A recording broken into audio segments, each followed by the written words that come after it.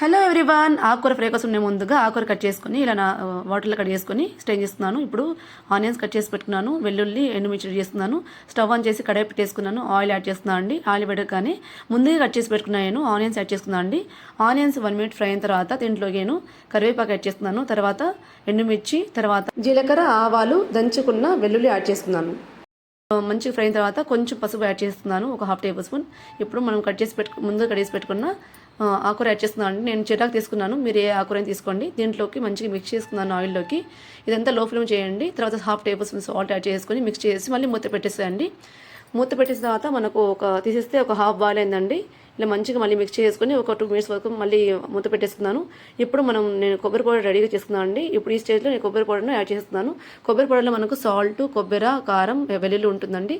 మంచి ఫ్లేవర్ ఇస్తుంది, తప్పకుండా ట్రై చేయండి. అంతే అండి, ఆకుకూర రెడీ అయిపోయింది. Thanks for watching.